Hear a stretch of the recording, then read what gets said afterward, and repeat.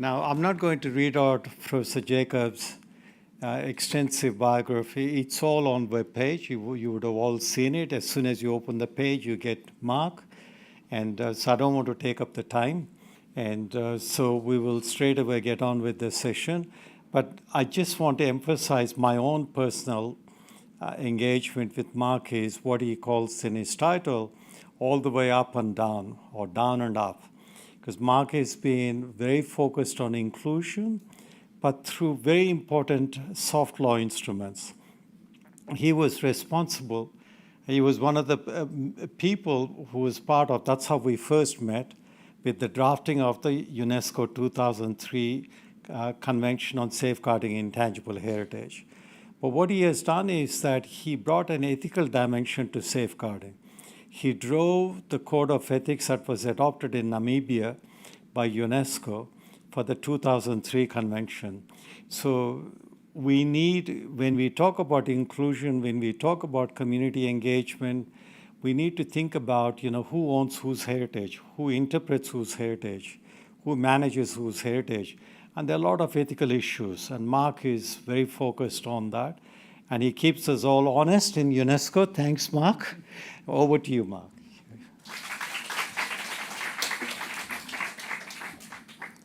Okay.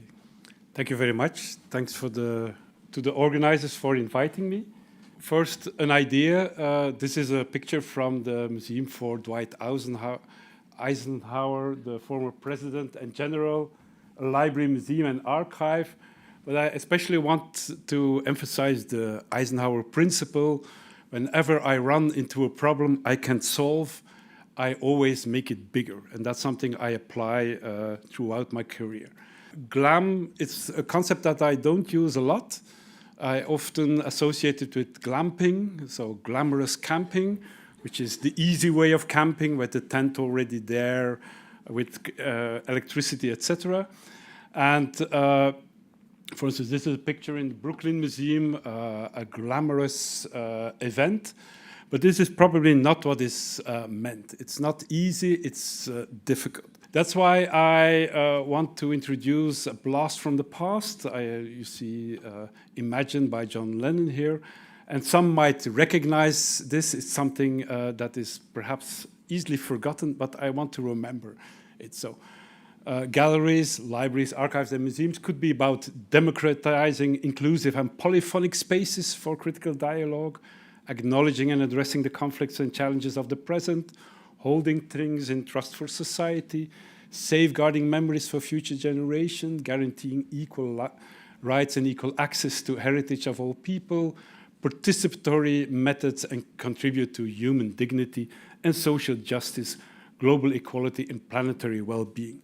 It was an invitation for the museum sector a few years ago, and I think it's still valid, especially if we're going to talk with libraries and archives. At the moment, I'm working in the university, but I spent about 20 years working in the heritage sector in Flanders, in Belgium, and my job was to bring the world of archives, museums, libraries, but also popular culture together under one flag of heritage. And this was hard work because they used to live apart, museums and archives, and how could we make them live apart together or even make them live together? So that was part of my job, how to do this in practice. And another part of my job was, as Amar said, to work on that 2003 UNESCO convention and the basic texts that were developed afterwards. And one of the things I remember, and that's where I encountered the word lambs, is this nice book by Diane Zorik and her colleagues, Beyond the Silos of the Lambs, collaboration among libraries, archives, and museums. And you see the reference to The Silence of the Lambs, that famous film. And this was a book based in literature on how difficult it is to make, even on a university campus, to make a library, archive, and museum work together and to overcome boundaries. And in her book, she emphasizes a notion called the collaboration continuum. And it's a whole way from just making contact to collaboration and convergence of work. And in that report, you can download it still for free. You have to take a leap of confidence, and like a trapeze, you have to let go and go for something together. And I still think this is something to take away in this conference. Then Zurich identified a few factors and important elements. On the one hand, a joint vision, that's important for making these different types of institutions work together, but also change agents in the system and external catalysts outside. And that's one of the lessons I learned. To make, for instance, LAMs work together, you need culture brokers, people who are able to translate and to bring things together. So one of the things I did when I worked in an organization called FARO, where our job was to bring these museums and archives and libraries and other actors work together, we invited her to Flanders, and she gave a speech where she advocated for synergy, but she also warned us how difficult it would be. And one of the dreams there was to, for instance, bring museums, archives, and libraries together, and to even construct a kind of new hybrid kind of institution, heritage forums, make them together. And that was what the ministry was offering, but the offer was not accepted by the sector. So they decided, okay, let's stay museums and archives and not go for something as a heritage forum. So that was a disappointment, and I still keep on working to try to convince colleagues, let's embrace that formula. So in policymaking, a lot of the new and innovative things in Flanders actually comes from the Ministry of Culture, that tries to make the sector work together, to invest in participatory methods, to invest in digital tools and platforms. And one of the secret ingredients that helped me and my colleagues was my favorite convention, the Convention on the Value of Cultural Heritage for Society. It's a European convention, the FARO Convention, and it's really a text. It's already from 2005. It's a text that's being ratified very slowly, but it influenced a lot of our policy. And even in the preamble, there's a number of good ideas, recognizing the need to put people and human values at the center of an enlarged and cross-disciplinary concept of cultural heritage. That's what I'm going for, and emphasizing the value and potential of cultural heritage wisely used as a resource for sustainable development and quality of life in a constantly evolving society. And as I understand what the Inclusive Museum is going for, it's partly this. There's a whole set of good ideas in that convention, like, for instance, that every person has a right to engage with the cultural heritage of their choice while respecting the rights and freedoms of others. It's important to involve everyone in society in the process of defining and managing cultural heritage, and also to acknowledge that there can be conflicts and tension. So it's important right from the start to establish processes for conciliation, to deal equitably with situations where contradictory values are placed on the same cultural heritage by different communities. That's why I like that FARO Convention, because it actually says this. This convention has a number of definitions: the definition of cultural heritage as a group of resources, but also that notion of heritage community. And heritage community, as it was defined by that framework convention, it consists of people who value specific aspects of cultural heritage, which they wish, within the framework of public action, to sustain and transmit to future generations. Already that notion of heritage community is a powerful idea. The Flemish Minister for Culture and his advisors, I was one of them, we tinkered with that definition, and we added the word "and organization" next to people.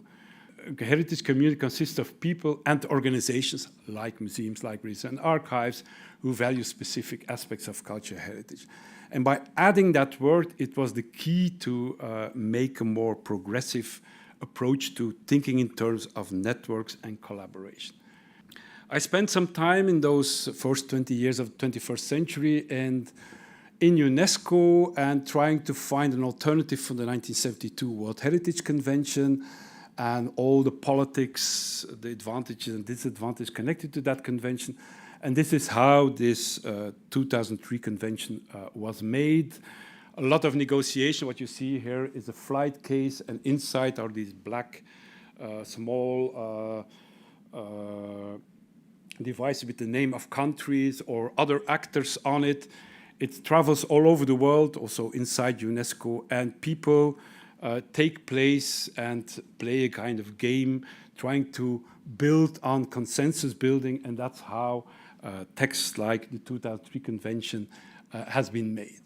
And I was lucky to participate between 2001 and 2006, the era of the epistemic community, in the text that Marc published on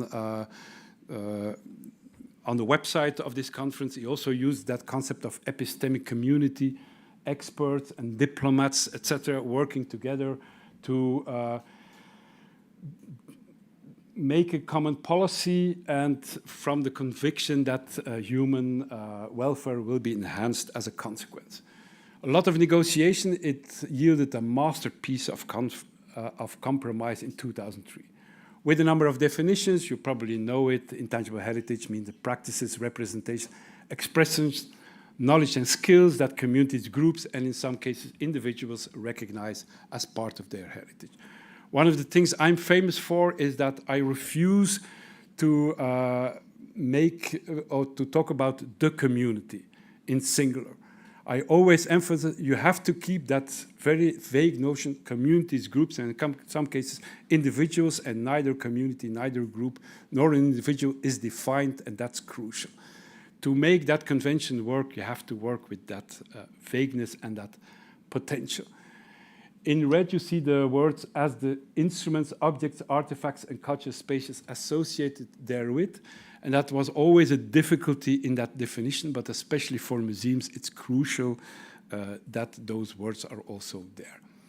The notion of safeguarding, you probably know it, measures aimed at ensuring the viability, and a whole set of words that in combination make up that new concept of safeguarding.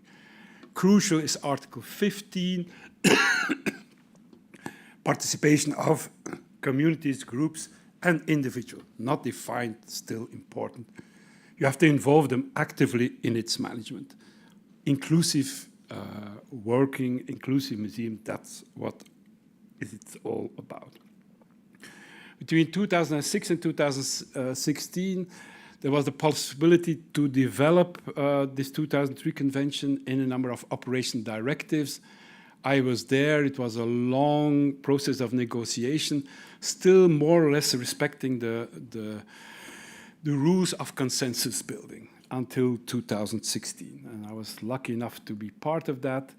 A whole set of operation directives every 2 years, rules explaining what this vague compromise of the 2003 convention is about. It's been relaunched over and over again. And in that period, just 10 years ago, there were a number of boosters, and Amar already talked about the ethical principles. That's a difficult instrument that was created, but still interesting. And also in 2016, there was a new chapter on sustainable development in that operation directives. And the goal of that chapter was to translate the Agenda 2030, Sustainable Development Goals, into policy, national policy, and UNESCO-framed policy of the 2003 convention by operational directives. Okay, and this was later implemented in the overall results framework. One of the things I'm particularly proud of is that there are a number of words that are in that convention, and that's something you can do as a researcher or a participant. All you can do is to inject or smuggle in a few words in those texts. And one of the things that we managed to smuggle in was that notion of culture brokers and mediators through participatory approach. It's in Operation Directive 170 and 171. And the fact that it's there, it's partly connected to a whole program we had together with NGOs on brokers, facilitators, and mediators. And that's another thing I would say, inclusive museums, you need those brokers and mediators. It was an interesting process, and I would recommend, if you haven't read it before, a book by Chiara Bortolotto and Ahmed Skunti, Intangible Cultural Heritage and Sustainable Development Inside the UNESCO Convention. It's a book about a number of negotiators like me, experts who jojo in these meetings and try to make like a separate chapter on sustainable development. And it's hard work, and it's not easy. Another instrument we were able to make together with a lot of colleagues is the 12 principles on ethics. A whole series of 12 principles. I will not go over it, but just to give you a flavor, I will quote a few. So ethical principle 6, each community, group, and individual should assess the value of its own intangible cultural heritage, and this should not be subject to external judgments of value or worth. Very difficult to do, especially in an international convention, or for instance, how do you relate to this if you're a museum professional? Ethical principle 10, communities, groups, and where applicable, individuals should play a significant role in determining what constitutes threats to their intangible cultural heritage. Ethical principle 8, dynamic and living nature of intangible cultural heritage should be continuously respected. Authenticity and exclusivity should not constitute concerns and obstacles in the safeguarding of intangible cultural heritage. That's one of those principles that makes a lot of people very nervous if they read it. Ethical principle 4, all interactions should be characterized by transparent collaboration, dialogue, negotiation, and consultation, and upon their free, prior, sustained, and informed consent. And also that word sustained consent, so you all know free, prior, and informed consent. Sustained consent, this was one of the words we managed to smuggle in. It's about follow-up, etc. And 10 years later, people are starting to discover that this word is there. Okay. Okay. Ethical principle 9, that we should assess all kind of direct and indirect potential and definitive impact of any action we do. You see all those ballet dancers here working together to safeguard intangible cultural heritage for the general interest of humanity. Okay, let's go back. So if you bring all these principles together, it's very hard to explain this to students, for instance, because those 12 principles, they contradict each other. And about half of them, and I've reshuffled them, is about the autonomy of communities, groups, and individuals, and about half of them is about intervening. For instance, for global ethical perspectives, gender equality, sustainable development, etc. And these two are not always open. You have this special movement here that is I will not try this dance move myself, but this is probably what it feels like if you want to apply this set of 12 principles, because you have to combine a lot of elements. If you want, we can discuss about that later. So what about libraries, archives, and museums? Until now, they are very poorly represented in the operation directives. There's only Operation Directive 109. It's the only one where museums, libraries, and archives are mentioned, try to go for participatory approaches. If you read 109.c, it's not particularly invited, because they say, museums, please focus on continuous recreation and transmission of knowledge and skills, rather than on the objects that are associated with it. So that's hard for a museum. It's not very inviting. And that's one of my conclusions. It's time to change and develop this. And that's the nice thing about operation directives, that you can actually change them. Okay, ICOM has acknowledged these evolutions, and a few of the protagonists are here. So intangible heritage is mentioned on the ICOM website, And if you go there, they refer to the 2004 meeting in Seoul and the work by Alexandra Cummins and Amar, International Journal of Intangible Heritage, and also a project I was partly involved in, the Museums and Intangible Cultural Heritage project, where we tried a few years ago to, together with a number of friends, to make that bridge between the world of museums and archives. It's a toolkit, it's a number of reflections, it's available for free. There's also a special volume of a journal. If you want to download it, you can find it. In this, we address this problem. And it's equipped with the whole roadmap of how to do it.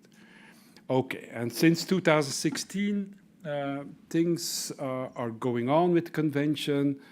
Diplomats are more influential. The listing system is not always respecting the criteria. And at the moment, everything is into the Mondia Code meeting. Okay. I would like to refer to an article I published also about these experiences in UNESCO and the way, and I see there was a conference a few years ago, and if you want to know about the story and the diplomatic pressure, etc., in this article that you can also read and download for free, I tried to give away a few of those secrets. Okay, so I talked about my previous jobs, trying to make the world of museums, archives, and libraries work together, and emphasizing the lessons I learned. Culture brokers are important. Heritage communities can be a key. My current job is, since 2019, is to run an academic program on heritage studies, conservation, restoration, including museums, archives, and libraries. And I was invited by the University of Antwerp to create, out of nothing, or almost nothing, this program. We developed a program on monuments and landscapes and tried to combine all these different aspects of this enlarged notion of heritage. So built heritage, landscapes, natural heritage, heritage libraries, archives, museums, archaeological heritage, intangible heritage, digital heritage, heritage policy and management. It's one master program with 9 majors, and we tried to work magic to actually pull this off. It was launched 3 years ago, and that's what I've been doing. And it was a huge problem, and so I opted to go all the way for this very big notion of heritage. So whenever I run into a problem I can solve, make it bigger. So we go for the whole heritage concept. And in the program, I want to emphasize 2 courses that are part of the first-year program. On the one hand, there's heritage global and European frames, where a colleague of mine, sometimes myself, we discuss these UNESCO texts, the conventions, and the recommendations. And the idea we have that since 1945, the world is more or less organizing global frameworks that all together today could constitute something called cultural heritage. I also teach a course, Heritage, Genealogies and Precursors, where we try to go back. So on the one hand, answering the question, was heritage or the modern museum concept or archive, open access archive concept as democratic right invented in the French Revolution or not? And up to a point, yes, but what happened before, what happened in other continents, etc. That's one of the things we take up with students. And one of the books I use is this book by Anne Erickson, From Antiquities to Heritage. I can also recommend it if you don't know it, where she emphasizes that heritage did not replace everything else, but all the things that came before, like thinking in terms of antiquarians, museums, monuments, etc. All these lines still are there, and it's all a combination of different things under that notion of heritage. One of the ideas in my course and also in this book is that something happened with the way we deal with the relation between past, present, and future. And I use this painting by Titian. So before the French Revolution, 1789, the past was the most important. You can see there, that's where the light comes from, the ideals comes from. After 1789, the future is the dominating light. That's where also heritage as a concept was partly invented. And since, that's the theory by Koselleck and Hartog, since 1989, it's the present that is dominating. And it's the real boom and breakthrough of the second wave of heritage. Okay. The whole theory, it's partly based on the importance of what happened between 1750 and 1850. And I use this painting by Hubert Robert. It's about the day after the 14th of July, 1789, when they started demolishing the Bastille, where Palois did it in a very professional way. But what I find interesting is what you see there at the blue arrow. These are not stones, but archives. And what he suggests is that attacking the Bastille was also attacking a number of secret archives, throwing them over the edge.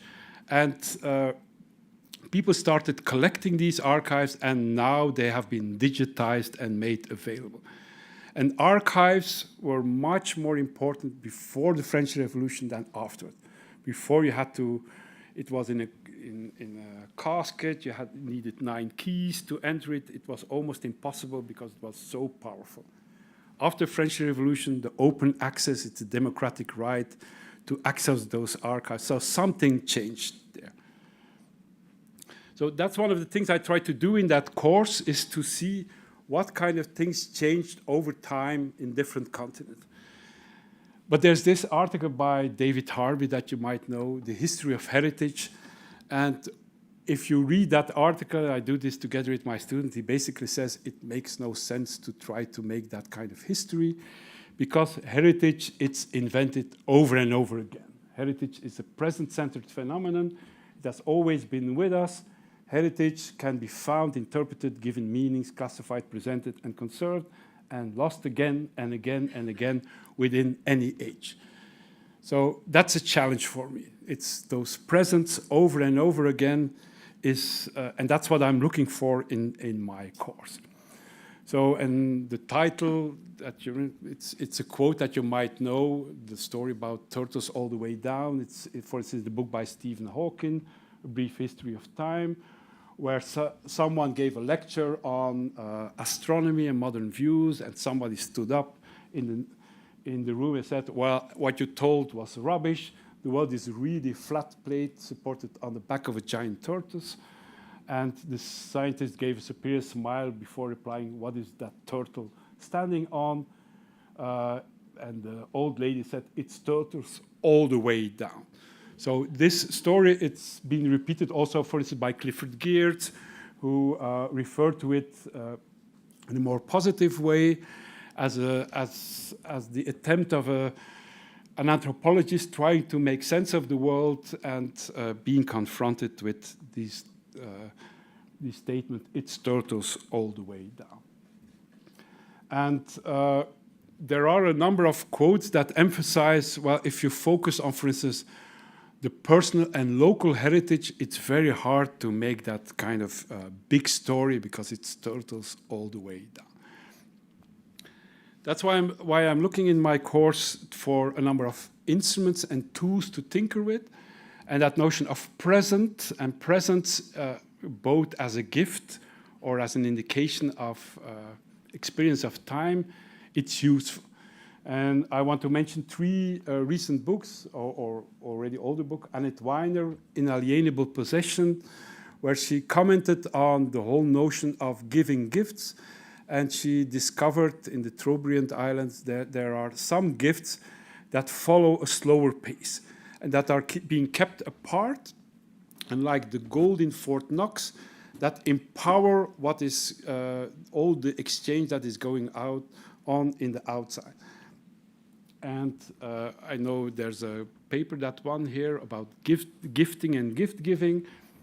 I really like that, and I think this notion, it can help me in solving my course, presence all the way down. Partly answer is in Annette Weiner's Alienable Possession. I also like the recent book by Tim Ingold, The Rise and Fall of Generation Now, where he questions that notion of generation, transmitting heritage from one generation to another. And he emphasizes we should not think about all these layers replacing each other. It's like a rope intertwining, and it's about this notion of generating, and that should be important. I think Tim Ingold has a point.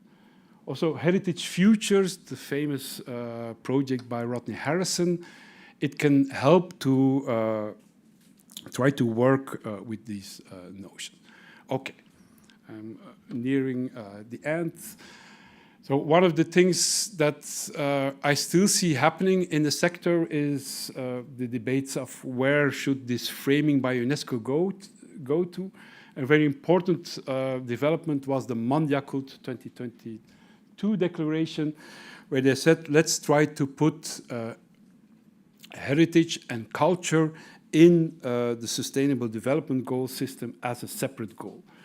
And you had this, in part of the declaration was this whole set of frameworks of UNESCO, UNESCO conventions, including even the recommendation concerning the protection and promotion of museums and collections, their diversity, and their role in society. All these instruments together should try to provide an answer. Unfortunately, they forgot to mention the recommendation concerning the preservation and access to documentary heritage, including digital form. I still don't understand how they managed to forget this. Okay, but in a few weeks, there's this big event in Barcelona, not far from here, Mondiakult 2025, where the whole world comes together, more than 2,000 actors going to discuss on how can we put culture as a, by 2030, as a new sustainable development goal. It's a very important process, and I think also this conference might feed into those discussions.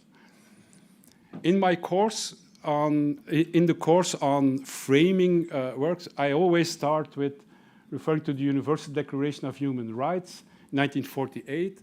And one of the arguments I use is that one of the things that happened in 1948 is that governments all over the world changed the name of their Ministry of War into Ministry of Defense. So you cannot read it there, but at the moment, 28 of the 30 NATO members have Ministry of Defense as name for their defense ministry.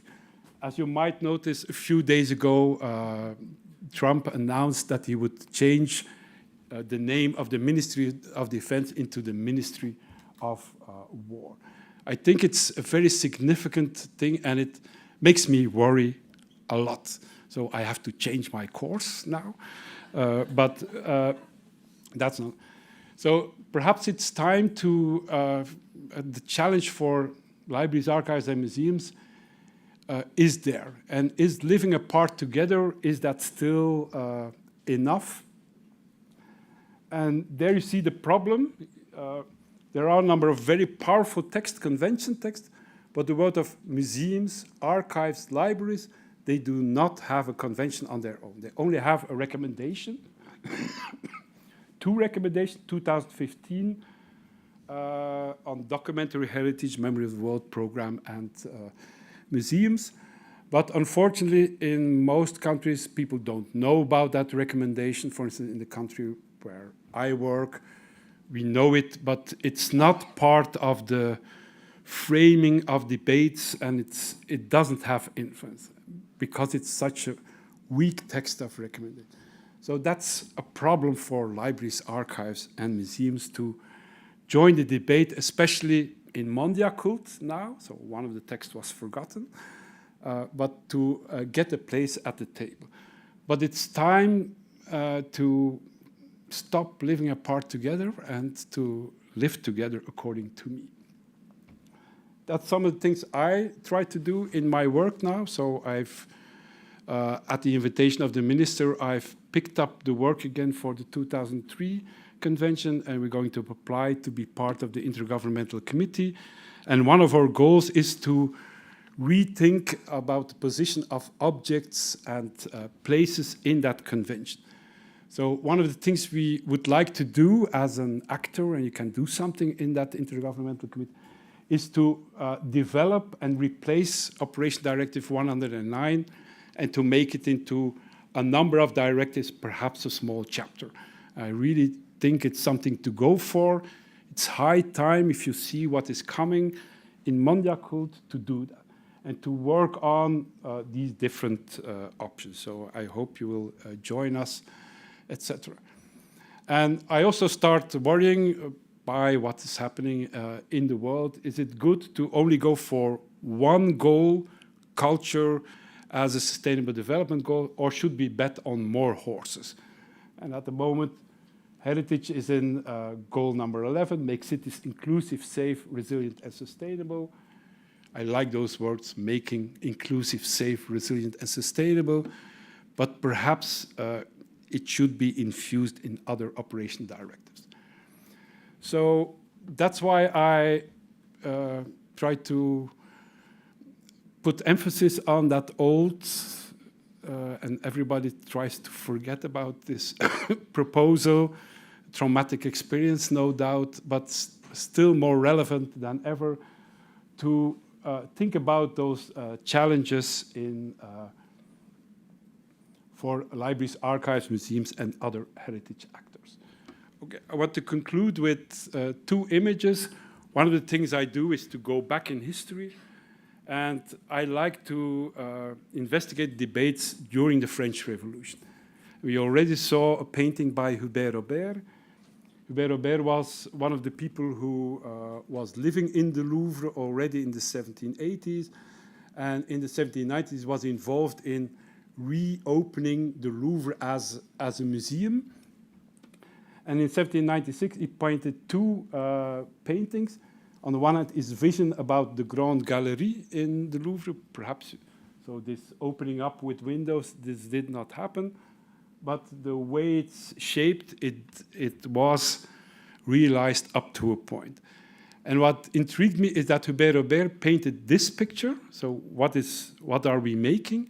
And he combined it with this one, the view of the Grande Galerie du Louvre in ruins in the future. So we foresee whatever we do, we cannot stop that decay, but he gave a number of messages. So if all the paintings have gone, etc., you still have in the center that person trying to find inspiration in that work of art as an apprentice, teaching and learning about art.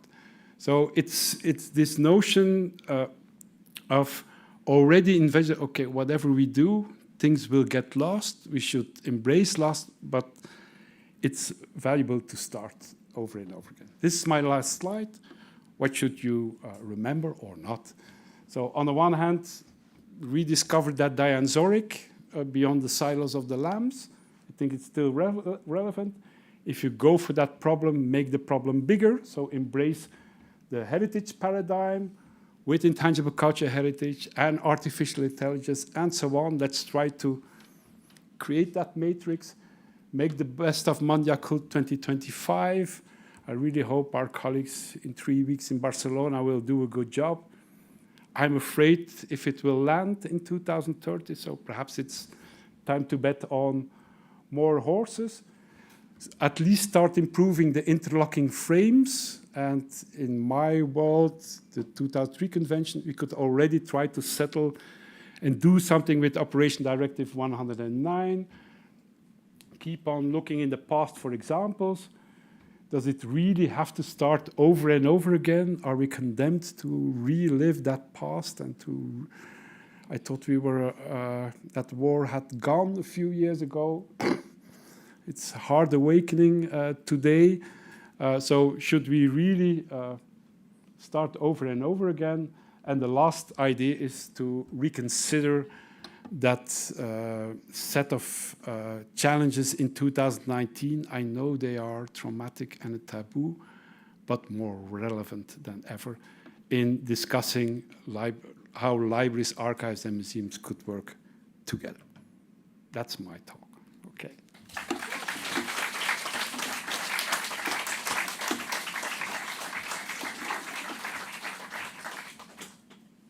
Thank you, Marc. Thank you for, well, I often call him the walking encyclopedia of knowledge, but also analysis. I often call Marc the walking encyclopedia of not only knowledge, but also analysis. There's a progression in the way Marc thinks and shares with people in a collaborative way. And now we've got about 17 minutes or 20 minutes for questions. Keep them short and not comments, but just only questions. Okay, and there's a roving mic. I think somebody has a roving mic. And there you are. And but before you think about your questions and before the first one, I just want to mention a couple of things. I think Marc was showing a comprehensive, progressive list of what we call conventions or treaties, but also soft law instruments like recommendations and declarations. And the sixth suite of cultural conventions of UNESCO hard law, the treaties. If you're a state party, then you have responsibilities. Soft law instruments are different. They don't have that legal force. And the two that Marc mentioned are missing from Mondial Culture, or not emphasized, one that's missing and the other one that's there. The museum recommendation has just been reviewed, analyzed. In fact, one of the three evaluators is in the audience. And so how do we progress? Now, Mondial Cult, it doesn't just happen in Barcelona, but a number of us were involved in forums. So we had a huge global forum called World Art and Culture Forum in Seoul last week of May this year, and International Federation of Arts Councils is the one that convened it with the Korean National Commission, National Council for Arts. And there's an outcomes document from that's going to Barcelona. And I was in Korea asked to facilitate a global roundtable on indigenous people and cultural engagement. And so one of the things we really emphasized is Mondial Cult 2022 doesn't really take into consideration UNIDRIP, UN Declaration on the Rights of Indigenous People of 2007, September. So that's going to be pushed. So there are different agencies coming together in Barcelona end of this month. And they all met in different parts of the world. They're coming up with their inputs, and their negotiation will take place. Now, Marc said something that really appeals to me. Having a separate cultural goal post-2030, is it a good idea? I mean, he was questioning it. He wasn't objecting to it. He was questioning it. I was involved in the review of Millennium Development Goals in Rio de Janeiro in 2012, and the drafting of the 2015 Sustainable Development Goals. And I just want to share with you that through the United Cities and local governments, which I was representing, and from Barcelona, the Secretariat is in Barcelona, we advocated for a cultural goal. But it doesn't matter what you do. You have these economic rationalists from World Bank sitting there. And we call them economic fundamentalists, not rationalists. And if you can't measure something statistically, well, you can't have it. So what you do in the SDGs, against the SDGs in terms of, the measures, they're all qualitative. Whereas why I love the Faro Convention, it puts emphasis on the value. Value. Value is something that you can't, how do you measure value? Quantitative, qualitative. I mean, David Throsby has written extensively about this, on valuing heritage, valuing culture, and how do we value? And this is a question that comes up again and again. In Australia, Ministry of Finance says, what price heritage? Ministry of Culture, we replied toward, what value heritage? So Ministry of Finance has got price heritage. You got such big walls in the art gallery. Why don't you put up all your artworks on the wall? That was the argument of Ministry of Finance, because they don't really understand value. So these are key issues that Marc has raised. And I really, really appreciate Marc for this comprehensive presentation. And for Marc, it's an ongoing dialogue. So the questions that you ask are really important for him, for all of us, and for me too, and for the research network. Anybody put your hand up? So remember, it's a question, not a comment. It's a very sharp question to Marc. Let's make the best of his time here. Yeah? Please introduce your name and where you come from. Hi, my name's Bill Gates. I'm from the United States, but no relation to the wealthy, just much less wealthy than him. So, yeah, what a wonderful, thank you so much for your speech. That was really great. And my question really goes to the situation in the United States, how recently there's been a presidential order titled Restoring Truth and Sanity to American History. And basically, you have the collective erasure of history in the United States going on right now. And it's just a tragic thing for so many people. Museums exist as culturally significant educational, social, and public spaces.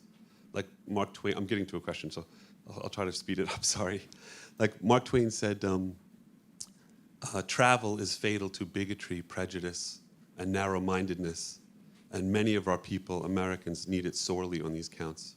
With 87 million Americans living at or below the poverty level, how can Americans now work, especially the poor who can't travel and broaden their experience? What can be done in the United States now with museums declining as valued cultural institutions? It's a difficult question. First, I'm worried about the situation, and I was assuming that, especially in museum spaces and museum as institutions, that they were relatively autonomous, that they could defend this, etc. And what I'm surprised at is that these kind of interventions are possible, that people are relying. Some try to resist, but others apparently do not have the means and the power to resist. So as an outsider, I would say, well, I hope that people can survive another 3.5 years of this, and that things will go over, and that we can resume situation as normal of all these semi-autonomous institutions that, like we see museums in the ICOM definitions, that they can function. I really hope we can go back to that. And it's worth fighting for this and trying to defend it. As I also think, and that's one of the lessons I take from working with the 2003 convention, that's why I mentioned these communities, groups, and individuals, that they also have a power to define their own reality, assess what is important. And what I like about this notion of communities, groups, and individuals is that you cannot capture it, that it's a network, and that it's important to keep it as vague as possible. And that's one of the things I see with a person like Diane Zorik, who is actually now in charge of the digital program of the Smithsonian. And she clearly emphasized, and she gave this message, well, it's good that we try to keep it complex, etc., that we try to make all kind of overlapping things working together.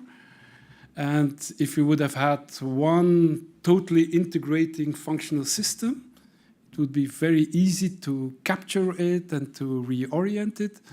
So that's one of the lessons I take. Let's try to keep it complex, up to a point dispersed, but working together. And that's where my culture brokers and mediators come in. Let's have people negotiate all these texts and instruments, etc., and work together. So not go for the totally full integration with total transparency of everything.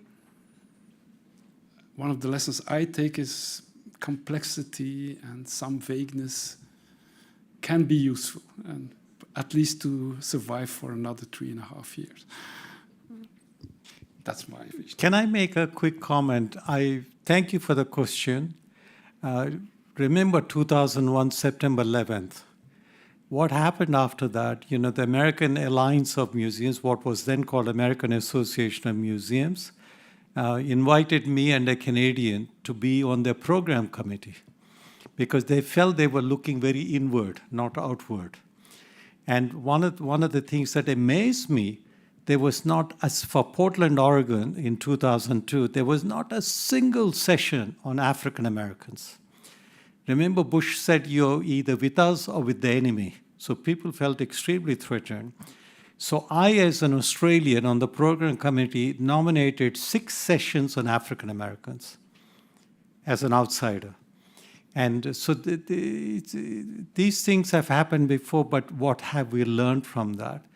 Second comment that I want to make is that the Smithsonian, as soon as DI was made, by presidential mandate, no more diversity, equity, and inclusion, Smithsonian immediately disbanded from the castle, the DI unit, but dispersed all the people doing the same work into the museums, integrated them.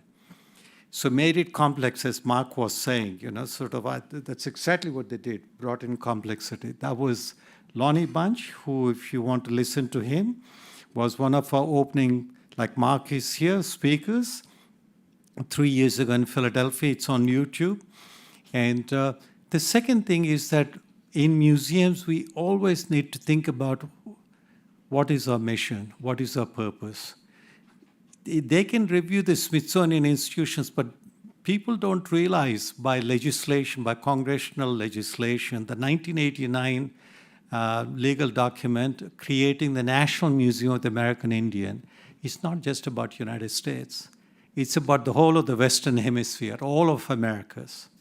So you can't just think about, by what Trump has mandated is looking at US.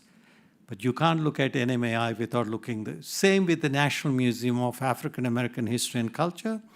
By mandate, it deals with African Americans beyond US.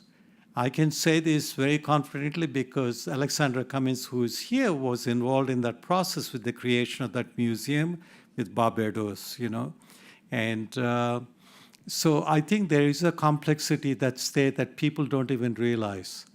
And 3.5 years will go by quickly, and let's hope rebuilding will happen because people's memory will still be there to safeguard, what we want to do. But thanks for asking the question. Next, please. Good morning. My name is Gracia. I'm joining from Montreal, Canada. Thank you so much for your talk. My question is around partnership. So in addition to bringing together libraries, archives, and museums, what is your view on partnering beyond the heritage sector in other areas like health, education, what have you? And are there examples in the world where like the Minister of Culture and Heritage would partner with other ministers in government so that they are advocating for culture and heritage because it's meeting a need within their own ministry and therefore bringing down the cost to speak to the economic rationalization? Yes, a very good question. On the one hand, this 6th chapter of the Operation Directives of the 2003 Convention is precisely about working with other fields and other ministries. And over and over it goes about health and ecology, etc. emphasizing the need to work together. And I quoted this Operation Directive 170 and 171. In it are those mediators and culture brokers. And 171 exactly says we should try to make actors in the field of intangible heritage and by extension heritage work together on programs of sustainable development defined in a very broad way. So there are the incentives there, and also mentioned that Faro Convention. One of the nice things about the Faro Convention is that it really invites actors to go beyond their own small boxes. So I do think it's the way to go to work together. But one of the things I learned working more than 30 years in the sector is that it's not easy. It's a lot of work, it's a lot of translation and nudging and working together. So I do believe in it, but I also believe in this function of culture brokers trying to realize this. So that would be my takeaway. Invest in those people, understanding the logics that are involved in all these ministries and all these frames, and manage to find common ground, an intersection where you can actually do valuable work.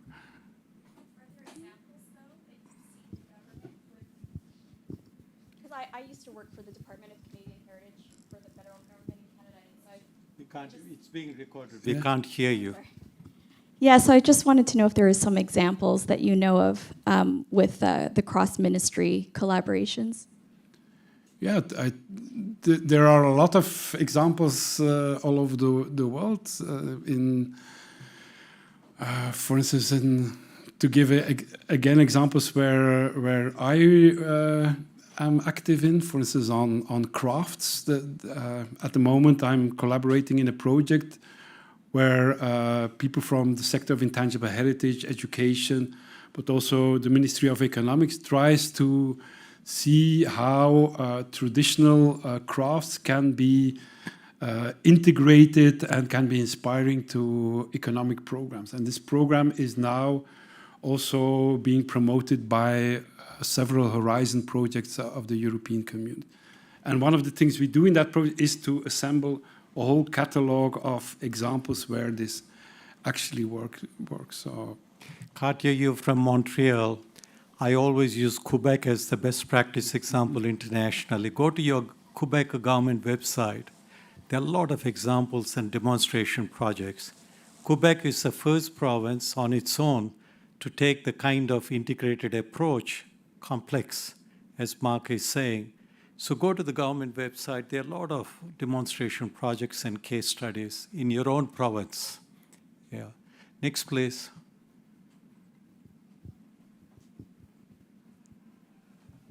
Hi, this is Renato Trotta. I'm coming from University of St Andrews in Scotland. Thank you for your talk. I just have a very quick question. I noted a couple of references to critical engagement, and I was curious, how do we go from a critical approach, which can also be polemical and discursive, to actual operational goals, directives, and how do we put that from theory into practice, from discourse into practice? Thank you. yeah, I try it out, I would say. So one of the things I like about this critical heritage studies approach, and that's what we actually teach, is to cultivate reflexivity, know what you're doing, know what the different forces and powers that are at play, but also see the opportunities, the models that work. And for me, it's my own approach is very eclectic. So I see all critical heritage says all kind of sciences and fields of scholarship. They're all providing tools that you can combine and combine with practices in the field. So what I do and the techniques that a number of my colleagues do is to work with good practices, share them, and at least try to combine the two. And that's why we have this program. We teach critical heritage studies and to give the whole catalog and toolkit of possibilities, but then it depends on the situation, what you can mobilize. That's how I see it. Two more questions. Who wants to go? Okay, here in the front, yeah.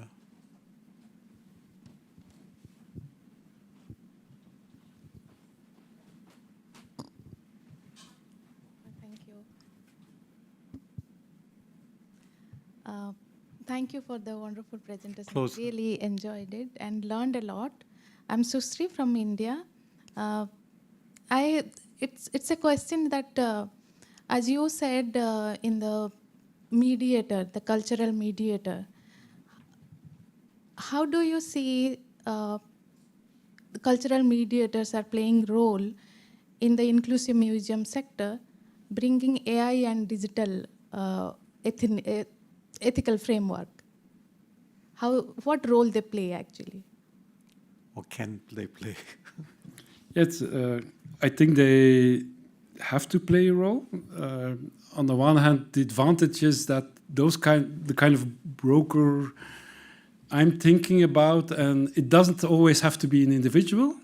It's even better if it's a small team, like for instance, a team in a museum, where you have people both understanding the potential and the dangers of artificial intelligence, understand the potential and dangers of working with objects, with communities, with groups, with individuals, and bringing all these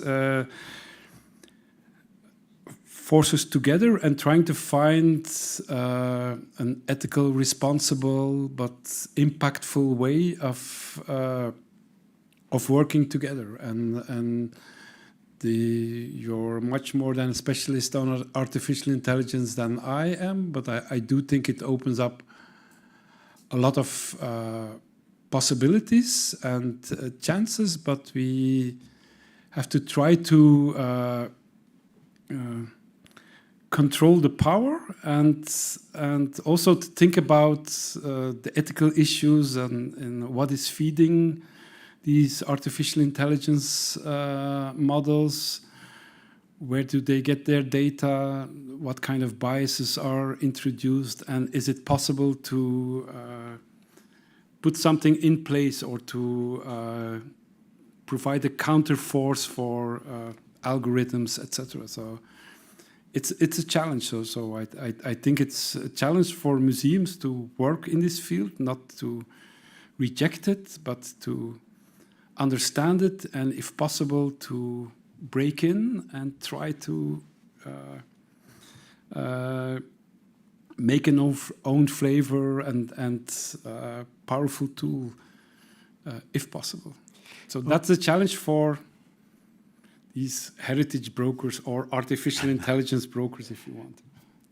Thanks, Marc. And Marc will be around throughout the conference, so you can always ask him questions and follow up and share. You can also share with him, because Marc is very open. As long as I've known him, he's always been open to discussion and dialogue.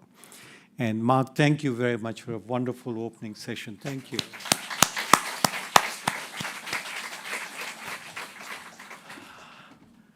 Okay, would you please welcome Faye Hobson from the Salzburg. She's the Director of Culture at the Salzburg Seminar.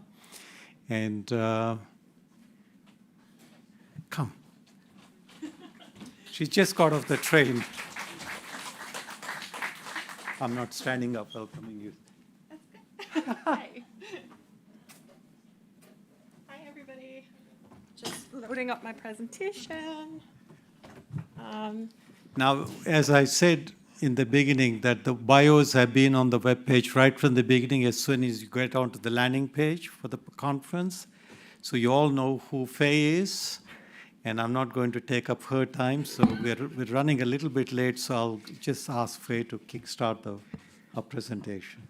Cool. So, yeah, thank you so much for having me. My name's Faye Hobson. As Emma said, I'm the Director of Culture at a nonprofit organization called Salzburg Global, based in Austria. My work sits kind of at the intersection of culture, leadership, and social justice. My own background is in arts and culture, and I also have an MBA, so kind of a strange academic background, I would say, and certainly not an expert to the degree that all of you are, but hopefully be able to share today some experiences from our work, from practice, and hopefully connect that with some of the questions we're here to talk about today. So I want to acknowledge kind of the privilege of being here as well, being able to speak in my native language, being able to be safe, be in this space together with one another. Another thing I also do whenever I open our sessions in Salzburg is talk about imposter syndrome. And when I do that, usually at our gatherings, you see this like sigh of relief go around the room because everybody's like, oh, she named it, oh my goodness. So I'm doing that here today, mostly for myself, but also just, I'm going to talk a lot about the relational aspects of inclusion, and these kind of relational aspects I think are really important. So naming an imposter syndrome is one of those practices that we do at our programs. In terms of the framing of the conference, we're here to talk about inclusion in museums, galleries, libraries, and archives. I also want to introduce the concept of belonging into our discussions as well, and I'm going to talk a little bit about belonging and some of the work that we do to foster belonging in our programs as well. First of all, let me give you a bit of context about where I work, about Salzburg Global, and the place that we're based in, which I think is a really interesting case study for some of the topics we're here to discuss this week. So we are an independent nonprofit which was founded in 1947 by 3 young people, 2 Americans and 1 Austrian. They were all graduate students at Harvard at the time, and you can see our 3 founders here on this slide.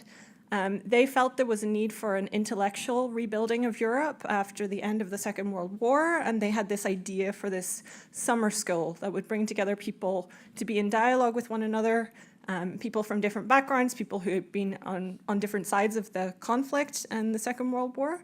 And that was how Salzburg Global was born. And I would say that that ethos of connecting across difference is still very much key to what we do today. We work on the pressing global issues of our times, and I'm very glad that we see culture as one of the fundamental kind of 5 pillars of our work. So we work on bridging peace and justice, education, culture, health, and finance and governance. We work in a way that tries to be inclusive, international, interdisciplinary, and brings people together across research, policy, and practice. So that's kind of how I think about my work and how we gather people. We have existed since 1947, as I said, and over that time we've gathered 40,000 people from more than 170 different countries. Very privileged that Amar and also Alessandra have been at our programs over the years, and hopefully some of you might be part of that in the future as well.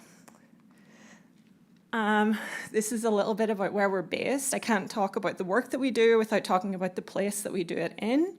And so I'd like to invite you to come with me to Salzburg, to Schloss Leopoldskron, so I can tell you a little bit about the history of the place and some of the work that we're doing there to make it more inclusive, to try to create a sense of belonging for our guests that come from all over the world.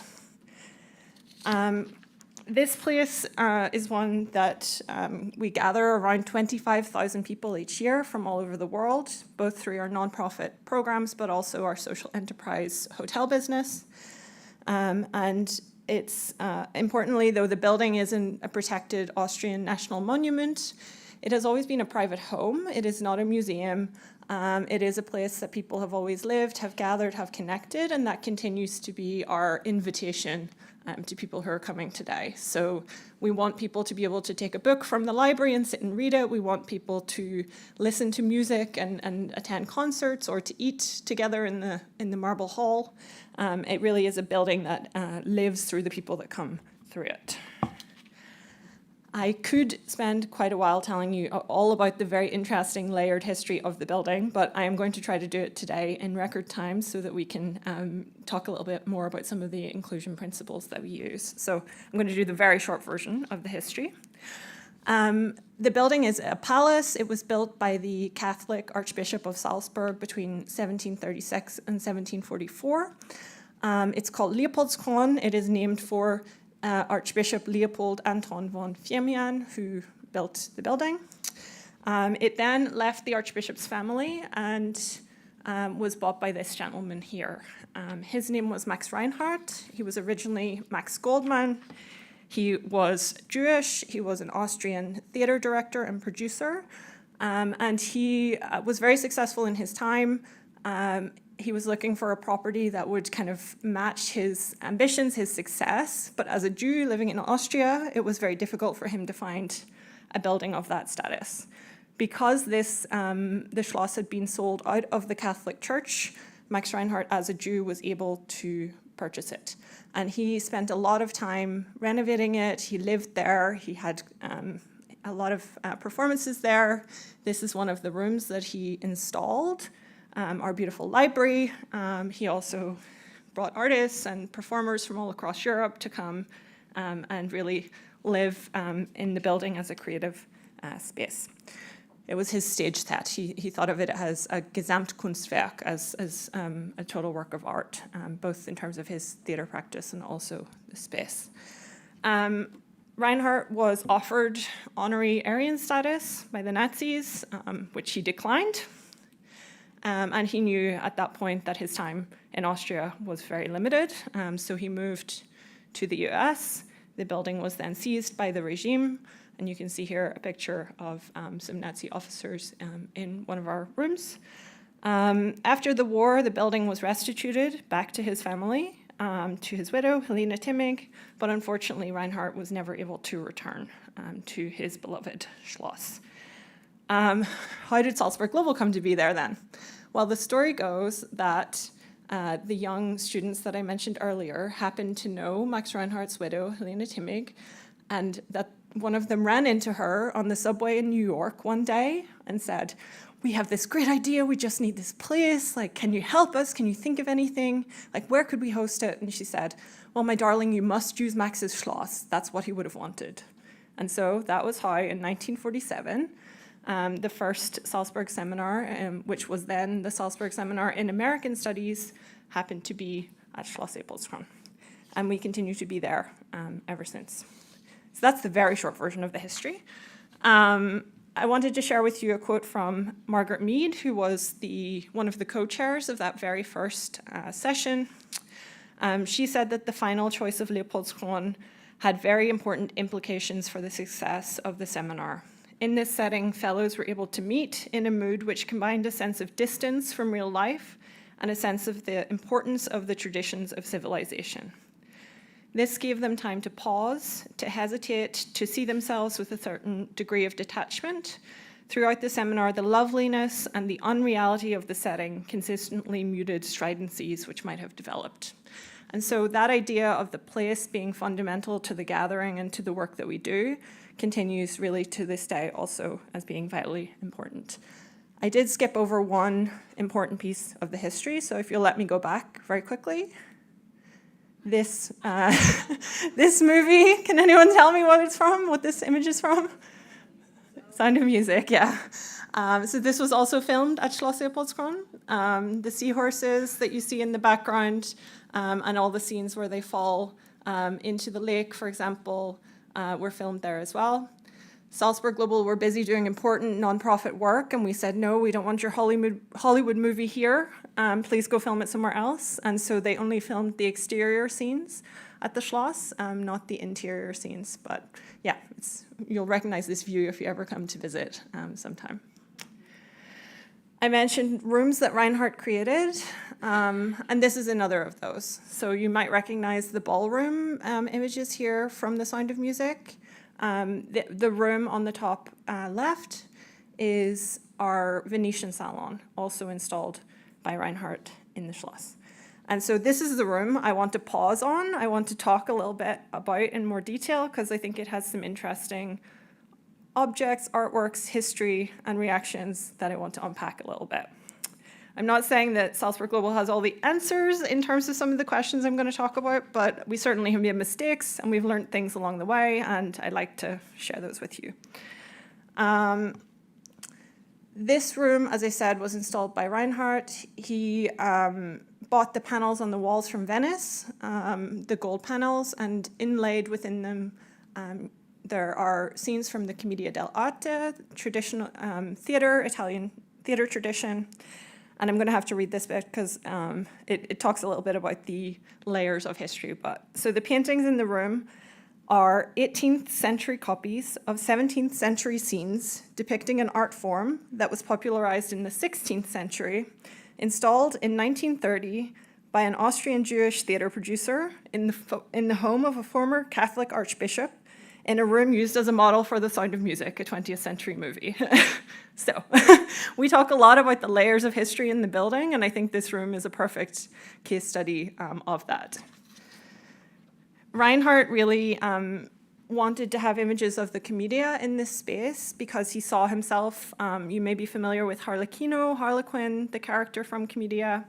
Reinhardt really connected with this character. He felt a bit of an outsider. He felt a little bit kind of ostracized, and he found that the character of Harlequin, who was hardworking and kind of tricksy, he really connected with that, and that was part of Reinhardt's passion for the Commedia. Salzburg Global have been using this room along with many of our other historic spaces for many years to gather people from all over the world, to talk about social justice, to talk about issues of racism, of history, of cultural heritage, and we got a shock, I would say, in 2018. One morning after the end of one of our programs, we awoke to find that a protest had happened in this space. So these are some images of the protest. They were installed by young artists who were at a program on arts and social change. And the images, I'm not sure how well you can see them, but the post-its say, "This is blackface." And they are in response to images of the Harlequin character depicted wearing a black mask in the paintings. The artists felt that this was a depiction of blackface, of racial prejudice, and basically were raising this with Salzburg Global because it was something they felt was really important and something they felt was not being seen by Salzburg Global as an institution. This sparked a bit of an oh shit moment, I will say, for us as an institution. First of all, we were like, oh goodness, what are we not seeing? What else are we not seeing? What else is here? We thought we were being responsible stewards of this space, welcoming people into it, inviting them to come, to talk about these issues, but not seeing perhaps the space in the way that others in the group were seeing it. And we started to think, okay, if we're not seeing this, what else might we not be seeing? We went through an extensive consultation process. I'd like to share some of the comments from this process just to give an example of the sort of spectrum of views that came from people as we were looking at this issue. So I'll not read these, I'll let you read them yourself, these quotes.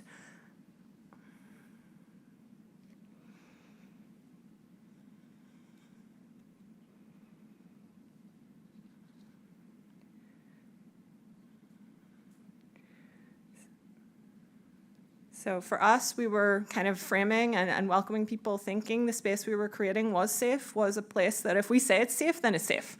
But obviously that was not the experience that people were having as they were coming. This was one piece of feedback and spoke to many kind of perspectives on this.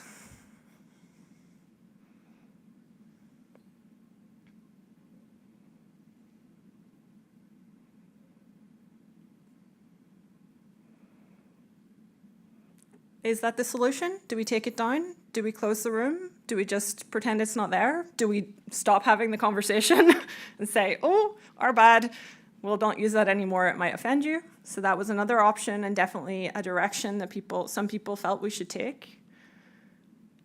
And then this is sort of representative of another viewpoint on this.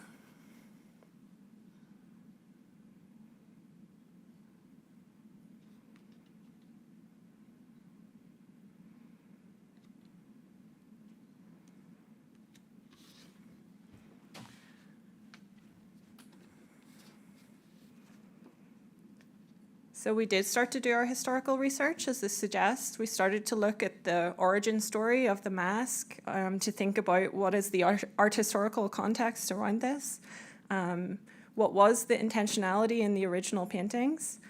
But very quickly we kind of went round in circles and realized that doesn't really matter. It matters to an extent, of course, but it didn't stop the reactions that people were having. And once we started to ask people around this type of issue and to hear from them, we realized that this was a much more extensive experience that people were having beyond these few people who finally did the protest. So the historical component, absolutely important, and the contextualization of this, really important, but not the answer, I think, to the question that was being asked. And I raise sort of this as a case study for all of us to think about, because I do think that this story of the Schloss is not unique. It's very related to things that galleries, libraries, archives, and museums are grappling with. How do we hold contested histories with honesty? How do we connect with care for people, but also care for the heritage that we have? And how do we create spaces of belonging, especially when we're gathering global, intergenerational groups in a place? So we started to think, how can we respond to this? And this was our kind of guiding principles as we went through an extensive research and consultation process. We wanted to be consultative, so bring in multiple viewpoints. Do this in a way that's transparent, so not close the room and not ever talk about the mistakes that we might have made, but instead to be transparent, to share what we did, to share the process, and to speak honestly and openly about it. To seek to educate both ourselves, but also gather information and provide that to visitors coming to our place, to provide that additional context. And to be additive. We did not want to remove layers of the history, to obfuscate them, to hide anything, but rather to add additional layers of context to open up this discussion that we felt was really, really important. We created this report on the contested histories and cultural heritage of the Schloss, and when we started to look at some of our objects and artworks, there was many things there. It's a Baroque palace. It's had objects be put there over many, many years. And this is a booklet that we make available to everybody who's coming to our programs, and I'd be happy to share it with anyone who's interested. We developed this in consultation with our fellows, with our staff, with historians. It provides a lot of contextual art historical information on the objects and artworks and highlights how we're trying to kind of engage with this. We also documented everything, all of the emails, all of the feedback, all of the criticism, and that is open, that is available for anyone who wants to read both what we shared, but also what was responded back to us as well.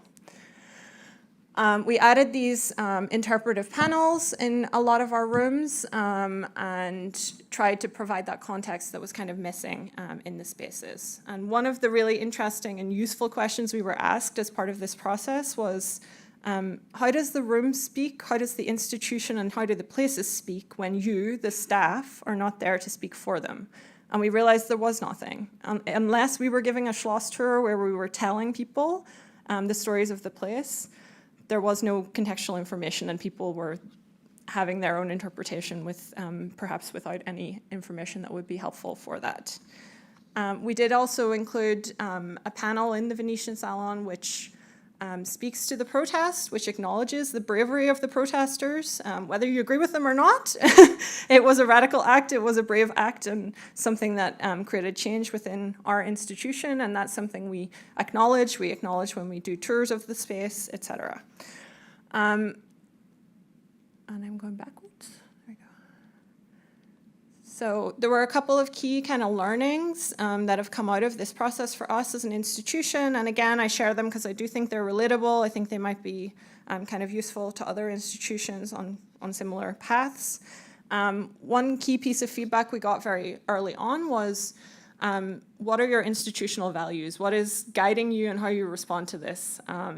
And we didn't have any at that point. It's clearly set out. So we went through a process of developing some, and these are our kind of North Star in terms of how we think about our people, our organizational development, our programs, and our place. And our values are welcome, fairness, exchange, and transformation. And we try to live those in every aspect of what we do in the place. The second key learning was that contested spaces need to be challenged by feedback.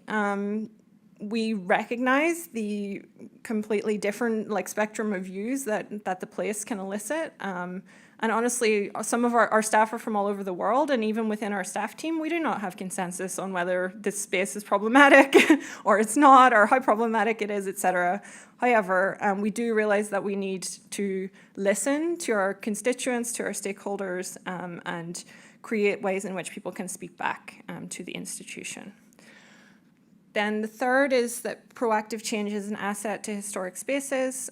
So we've been trying to, rather than be reactive, to try to be proactive and be additive in our approach to how we're dealing with these things, to try to avoid a similar kind of rupture moment happening again. And then the final one, this work is never complete. Our understanding of our space, of our curation, our approach will continue to evolve. It has to. It can't be static. And it's something that we're committed to in the longer term. These are very context-specific principles, but I imagine they might resonate with some of you in the room, and I think they are indicative of the challenges that many institutions go through. As we've deepened our work on diversity, equity, and inclusion, which is something we've made a public commitment to. We have also started to think about what is the evolution of those concepts for us as an institution. And we are now starting to work on the idea of belonging. How do we not only include people in the space, but also how do we make them feel a sense of belonging? When people are coming to our programs, they're staying on site for 5-6 days usually, in a group of 30 to 40 people. So it's a chance to really be embedded in the place, to go deep, to connect with one another. But also then if you feel out of place, if you feel uncomfortable, if you feel triggered by the space that you're in, that is a long time to feel that and not a nice feeling. And so we want to create this idea of belonging in the place. I'm not sure how many of you are familiar with the work of John A. Powell of the Othering and Belonging Institute at UC Berkeley. He's a legal scholar, and he argues that belonging is not simply being seen, it is having the power and the opportunity to shape the structures of society.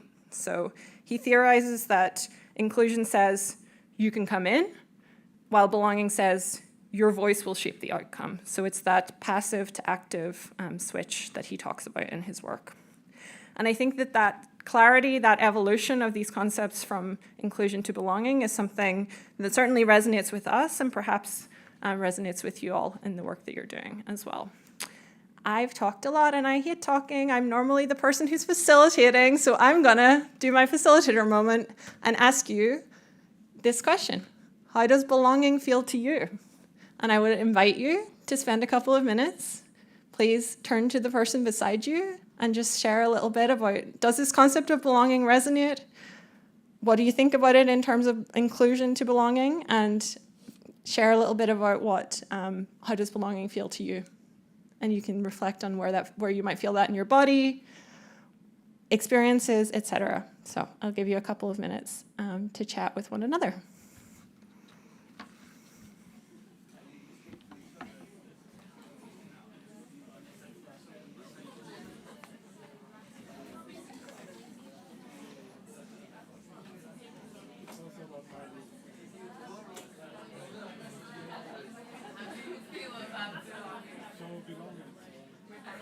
Hi everyone, you got talking circles after coffee where you can get to know each other more. But for now, Faye wants to hear from you. Yeah, would anybody like to share what came up? How did that concept of belonging resonate? What did you share with one another? Would anyone like to shout out a few words or a few things that came Where's the microphone? up? Yeah, Get the there you go. microphone. I'm Lisa from the United States, from Tucson, Arizona, from a museum that deals with indigenous culture. And for me, I should also say I'm a Jewish American, and so belonging is often tenuous. And we were talking about being seen from the inside and from the other, as well as for me, it's also about a little bit of constructivism, being able to create together. Mm-hmm. And having a place to play with ideas and have your voice there, but also see yourself there. Mm-hmm.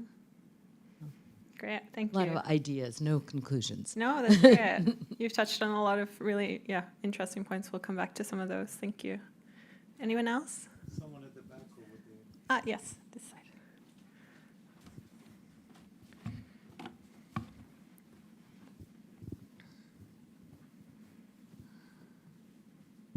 Is there another mic?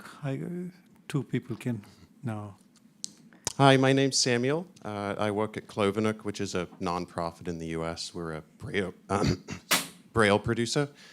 And we have an arts and accessibility program that works all over the U.S. And I guess more so for the folks that we kind of try to work with through our program, it's even just accessing the content. So it's not necessarily connecting with thematic analysis, right? It's actually being able to experience it. So just as a example, and not trying to be pointed, but like having the quotes up on the screen and not reading them, someone who's blind is kind of cut off from that feedback. Thank you. That's a really good point.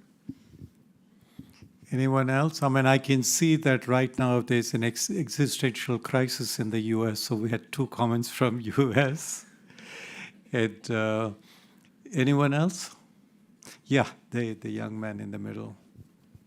Yes, hello. Also, Papa, young man. I still really appreciate that. Francesca Walker from Leiden University. So I actually, I really liked your quote that you said, belonging is not only about feeling heard, but it's only about the possibility of making change, And well, in Leiden, I'm in a very lucky position of having a permanent position. But what I see that in the Netherlands, we have some great research, we have some great international research, but higher up, it's still a lot of Dutch people. It's very, very hard to get. And again, one of the lucky ones, but it's I can see, international PhDs that maybe want to stay in the country struggle to stay at our universities because of language barriers. Yeah. And I wonder, as a country that tries to strive for international research, we have, I think, 6 universities in the top 100 universities in the world, 5 maybe. Why can't we, be heard as an international community at higher levels? Well? Thank you. Thank you. A lot of really interesting points. I want to continue the conversation, but I'm going to move on for right now. I just wanted to do that short exercise because belonging is relational, and I know that one of our things we're here to talk about and think about is also around representation. It's around visitors, and there's so many aspects of this that I think relate to the concept of belonging, and a shift that we're seeing also in cultural institutions away from the visitor as a passive person who's just coming to receive information, rather this shift towards co-creation, this shift towards engagement. And I think we experienced this in our own journey also at Salzburg Global. We've been trying to do things like when we do our tours of the Schloss, it used to be just only transmissions, so Salzburg Global sharing with our audience about our history. And now we've tried to make it, design it into much more of a dialogue. So there's actually, we ask people who are returning to the place to also share their perspectives, and we try to make it much more of a conversation. So again, this relational aspect is something that's super important.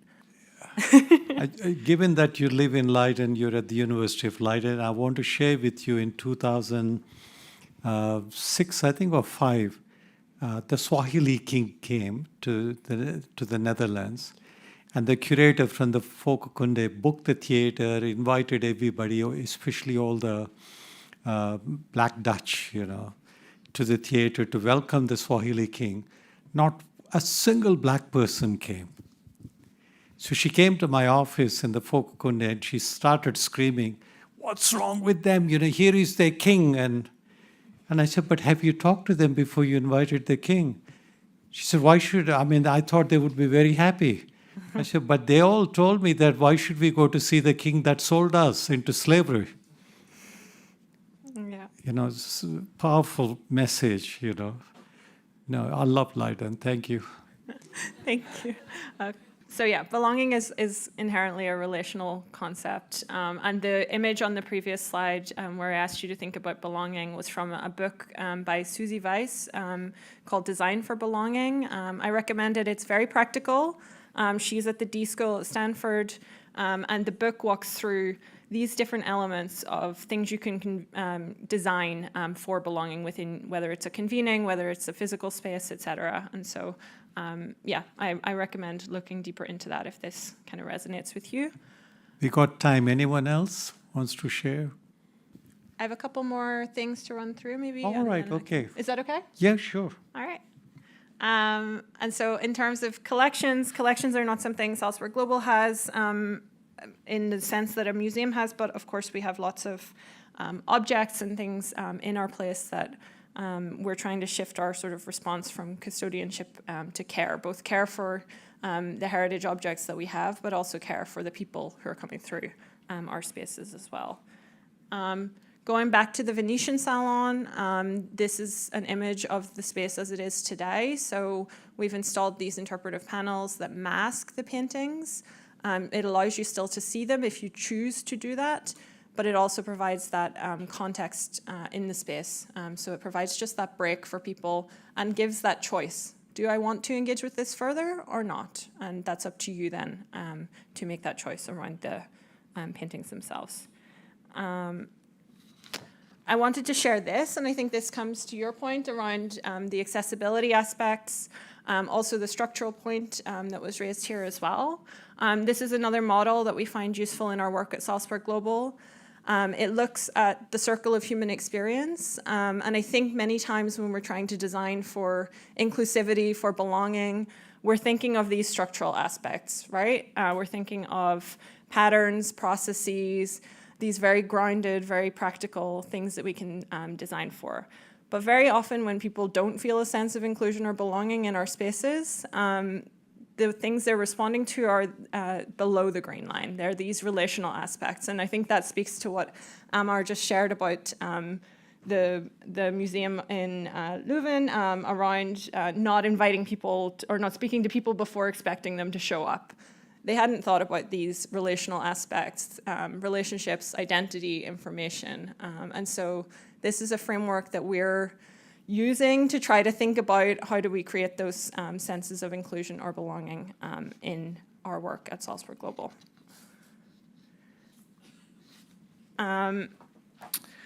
This is our DEI report, which we can also share a little bit more information if anyone's interested, linked to that idea of both the kind of structural and process-based stuff, but also then adding the fellow perspectives, the relational aspects, and making those part of the story of the place as well.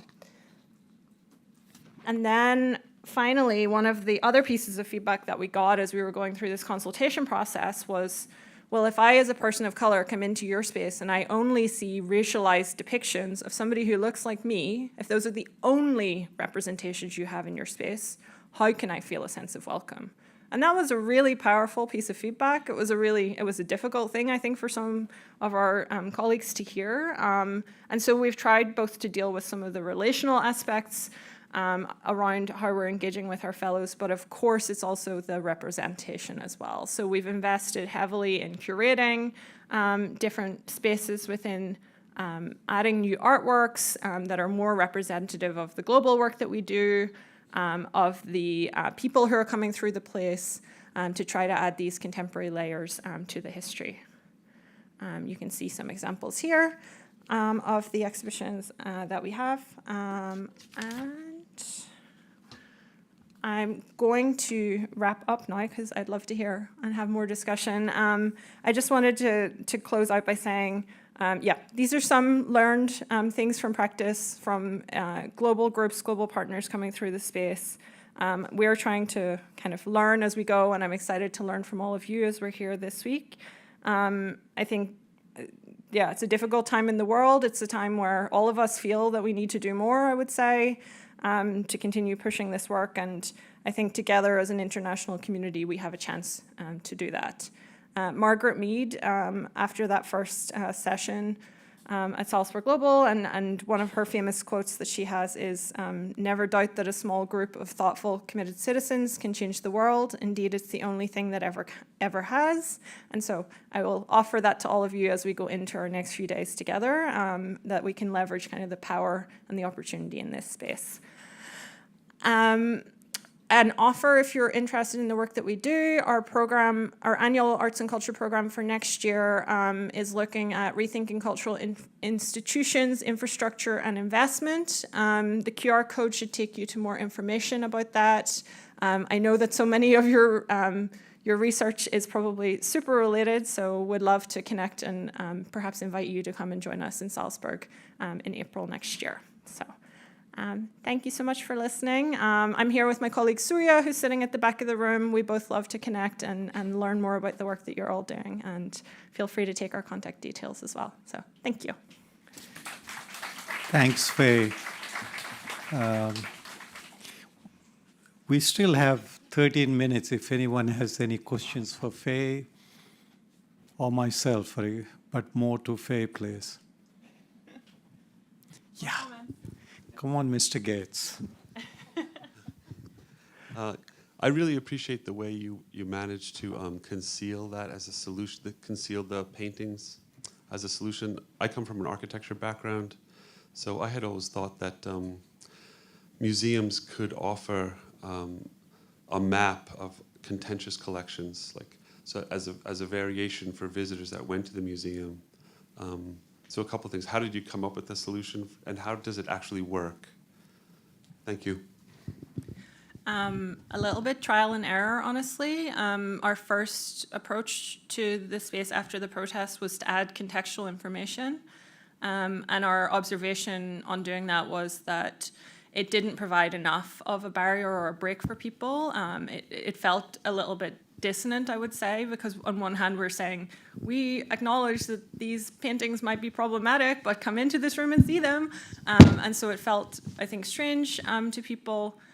We then used this metaphor of the mask, so building on the masking from the Commedia dell'arte and the character of Harlequin himself to create this kind of solution which hangs in front. We're not a museum, so we don't have those kind of materials and things like that, and that room is actually available for people to have breakfast in. And so again, the feeling was, there's this problematic artwork on the wall, but you're asking me to have my breakfast in here? This is very strange.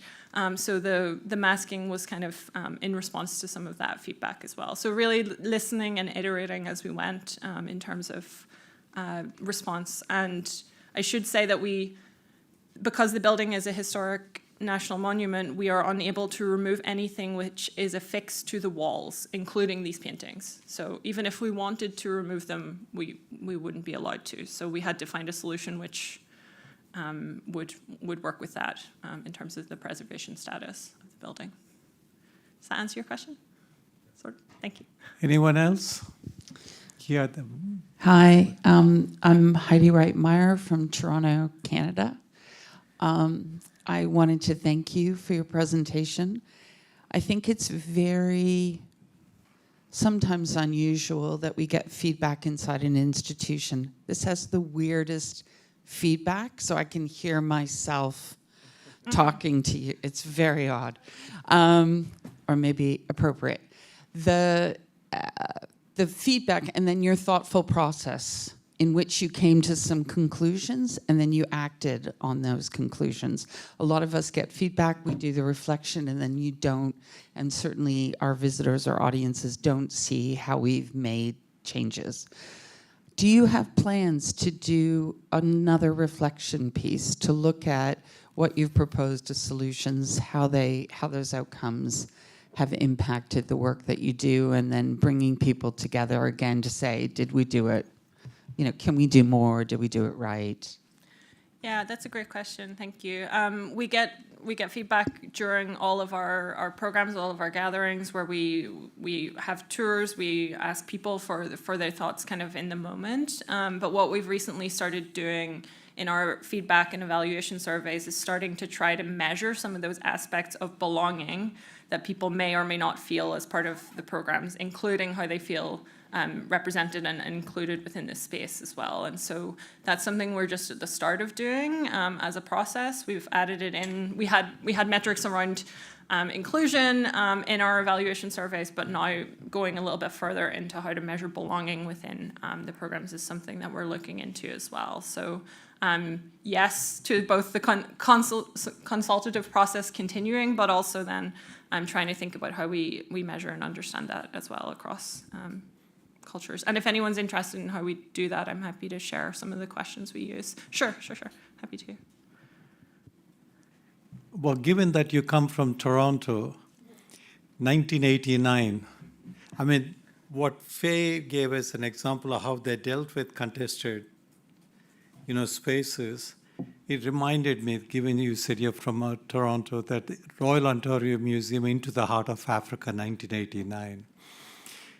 Wonderful 19th century collections of Jesuits from Africa. The exhibition was called Into the Heart of Africa. No black person, there's so many in Toronto, was consulted by Janine Kanitso, the curator. So the exhibition opened Into the Heart of Africa. There was massive protest.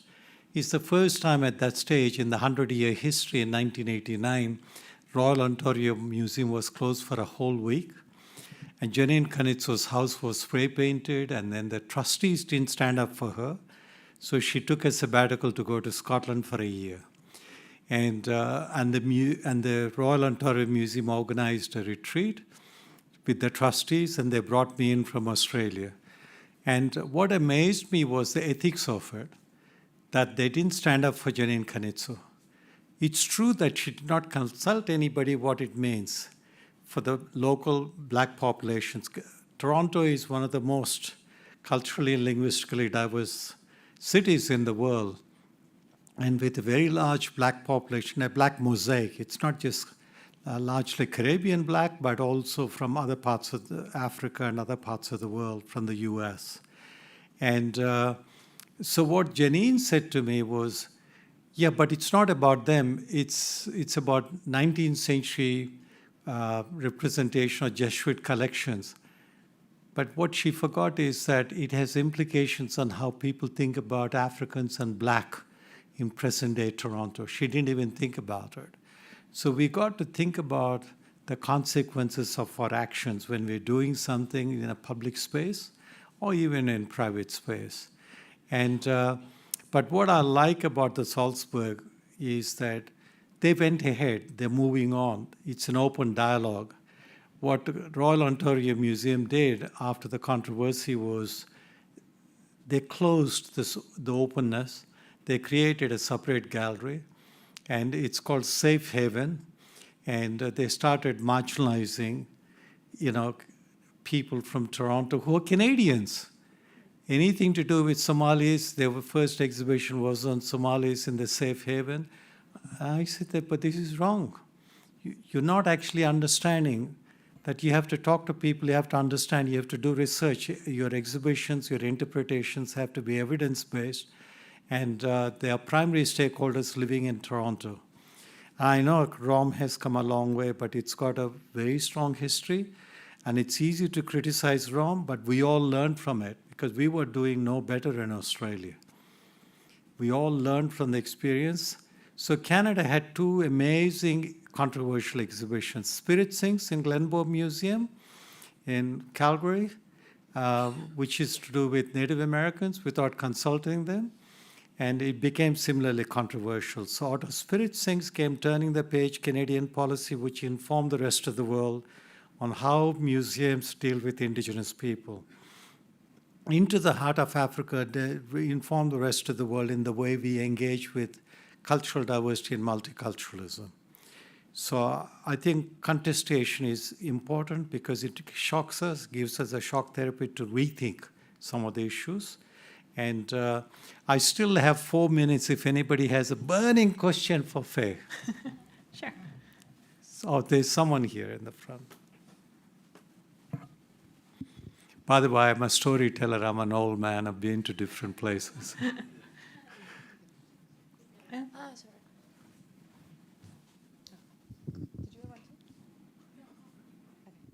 Hi, I'm Carrie Frisch, and I work at the Museum of Modern Art in New York City. And I enjoyed your presentation. Was interested in what you were saying about along the lines of belonging. And I'm wondering if you are doing programs that are explicitly trying to bring out community dialogue and getting people to talk to each other, or having programming that's getting people to feel like they're a part of a community within the city. Does that? Sorry, I'm suffering from some intense jet lag. Does that make sense? Yeah, I mean, all of our programs try to do that, I would say, regardless of the topic, that we are trying to bring together people who may not always have chances to speak to one another, and fostering that sense of community and engagement within the programs is really important. We do have a strand of specific programming around belonging that we're working on, and we'll be convening actually a gathering on that in a couple of weeks to do a learning exchange around how does healing and belonging look in various communities around the world as well. So it's an important part of our work. I would say that within our cultural work, it is the building blocks around the place and how do we get that sense of inclusion and belonging right is absolutely fundamental to then being able to unpack and talk about some of these more difficult topics. And our program for arts and culture this year was around narrative. It was around contested narratives, mis and disinformation.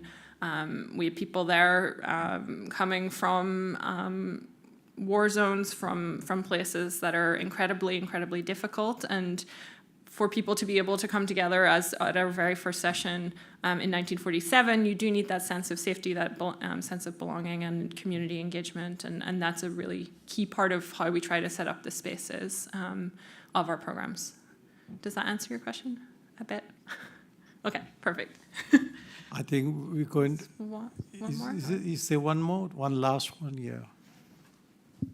Hi, I think I have a short question. My name is Maria, and I'm representing Vizcaya Museum and Gardens in Miami, Florida, in the United States. So my question really was about the structure of the organization. Sure. Museums are often beholden to boards and sometimes family foundations, legacy members. So I was just curious, when this was all happening with the protest that happened within the room, there's obviously different stakeholders, and I wondered if you could talk a little bit about how that response may have been influenced by the different stakeholders. Thank you. So we are a 501c3 headquartered in the US, so we have a board of directors, a global board of directors. Each of our programs has a different funding model, so we have funding from trusts and foundations, from different philanthropies, our own endowment as well, and then our social enterprise hotel business. So you can also book, if you love the Sound of Music, you can come and have your wedding at the Sound of Music Palace, for example. So that's part of our revenue stream as well. So in considering how to respond, we're thinking of so many different stakeholder groups, right? We're thinking of the Austrian guest who's a local, who wants to come there and have the very traditional Austrian experience. We're thinking of some of our American foundation partners who may be working really strongly on social justice and anti-racism, and some of our partners do have that background. We're thinking about our corporate governance program, where people from banks and other corporate institutions are coming as well, and may see this in a completely different light. So there was a lot of different people to kind of consult with, to share with. I would say that we tried to always be consultative, to listen to the different viewpoints, and to be open and transparent. Just maybe we might have made a mistake here as an institution, and we're going to say that, and we're going to hear what you think about it. And that was very much the approach that we took. It really started a process of learning for us as an institution. We now have a DEI task force of our board of directors. We also have a DEI task force of our staff.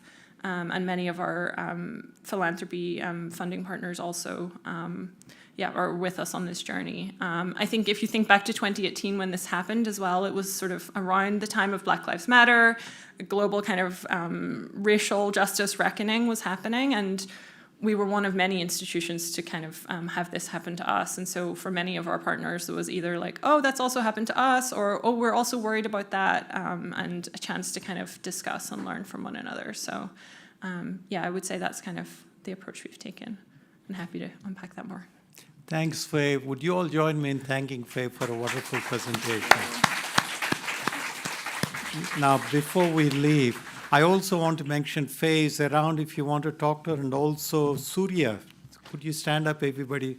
Surya is also one of the directors from Salzburg, and he's also around. So talk to the young man if you have any questions.